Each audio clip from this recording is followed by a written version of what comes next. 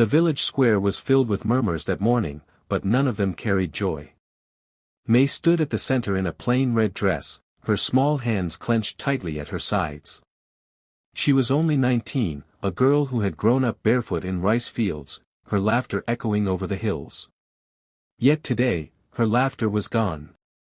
The elders had decided her fate. She was to marry Adrian, the city's powerful CEO, a man she had never met. Rumors said he was confined to a wheelchair, pale as winter snow, and that his days were numbered. To May, it felt less like a wedding and more like being traded for survival, her family's debts paid with her future. The ceremony was quiet, hollow of celebration.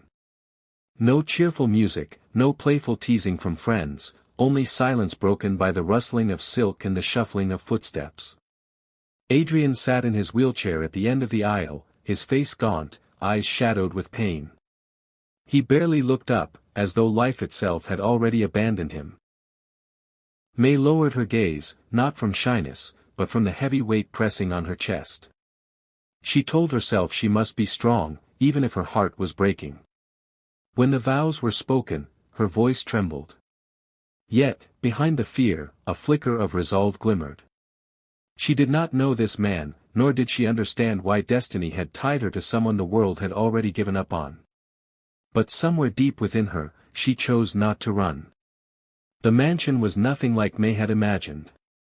It was vast, with marble floors that echoed every step, chandeliers that sparkled but gave no warmth, and long corridors that seemed to swallow her whole. Despite its grandeur, it felt empty, like a palace built for ghosts.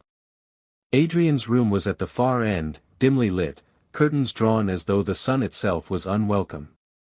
He sat silently in his wheelchair, his face turned away, lost in shadows. The servants moved about quietly, their eyes filled with pity but never affection. They whispered when they thought May couldn't hear, he wouldn't last the year, maybe not even the month. May's days fell into quiet routines. She prepared his meals, though he barely touched them, often staring past the plate as if food no longer mattered. She noticed how the flowers in the grand vases had long since wilted, so one morning she plucked wild daisies from the garden and placed them on his bedside table. Adrian didn't speak, but his gaze lingered on the flowers longer than expected. At night, when the silence of the mansion grew unbearable, she would hum softly while folding his blankets, a tune from her village that reminded her of home. Though fear still lived in her heart, May began to see something beyond his frailty. Behind Adrian's weary eyes was not just illness, but loneliness, years of being pitied, but never truly cared for. And so, little by little, she offered him something rare in that cold house, gentle, wordless kindness. One evening, the storm outside rattled the windows, filling the mansion with restless echoes. May entered Adrian's room quietly, carrying a tray of soup she had prepared herself. He hadn't eaten much for days, and she worried about the way his hands trembled whenever he tried to lift a spoon. She set the tray down, adjusted the blanket over his shoulders, and for a moment simply stood there, unsure if her small efforts meant anything at all. Then, as she turned to leave, Adrian's hand suddenly reached for hers. His touch was weak, cold, but it startled her all the same. His eyes, usually downcast, rose to meet hers. In them, she saw not just exhaustion but a raw vulnerability. "Why, are you so kind to me?" he whispered, his voice cracked and uncertain, as if unused to being treated with gentleness. For a heartbeat, May hesitated. She could have said nothing, pulled her hand away, and let the silence return. Instead, she held his gaze and answered softly, "Because no one deserves to feel unloved." Her words hung in the air like a spark in the darkness. Adrian's chest tightened, but not from pain, something stirred deep inside him, something long forgotten. His fingers curled more firmly around hers, and for the first time in years, warmth returned to his limbs. He drew in a deep breath, steadier than before, and May felt his grip grow stronger. It was as if her simple truth had awakened life within him, a quiet miracle born from compassion. The days that followed felt almost unreal. Where there had once been silence and shadows, small signs of change began to appear. "Adrian," who had spent years slumped in his wheelchair, now tried to sit a little straighter each morning. His voice, once hoarse from disuse, grew steadier as he began asking May about her village, her childhood, the songs she hummed at night. For the first time, she saw the faintest smile curve at the corners of his lips.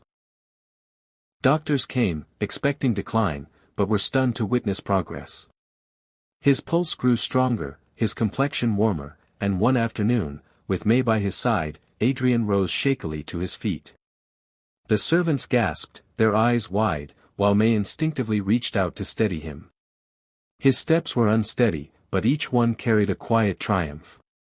No medical explanation could capture what was happening. It was as though the loneliness that had kept him bound was giving way to the simple healing power of being seen, cared for, believed in.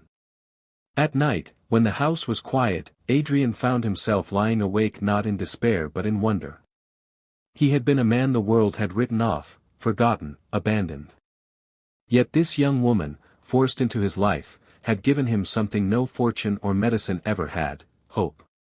And as May's laughter slowly began to echo through the halls, Adrian realized his world was no longer filled with silence, but with the promise of life returning. The morning light poured through the tall windows, golden and warm, as if the house itself had finally awakened. May entered the dining room, expecting the same quiet routine, but stopped in surprise. Adrian was already there, standing without support, waiting for her.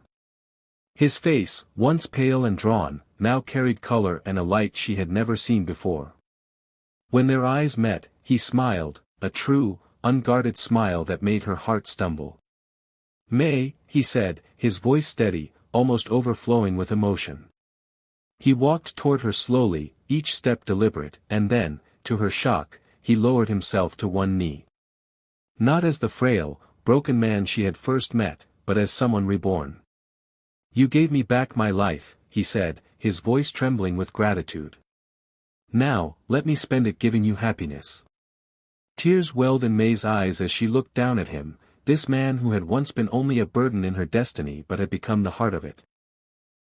She reached out, lifting him gently back to his feet, and whispered, "We'll walk this road together." From that day forward, the mansion no longer felt cold. Laughter filled its halls, wildflowers bloomed in every corner, and Adrian devoted himself to cherishing the girl who had healed him not with medicine, but with kindness. What began as a forced union transformed into a love story, a living reminder that compassion can spark miracles, and that no soul is ever beyond redemption.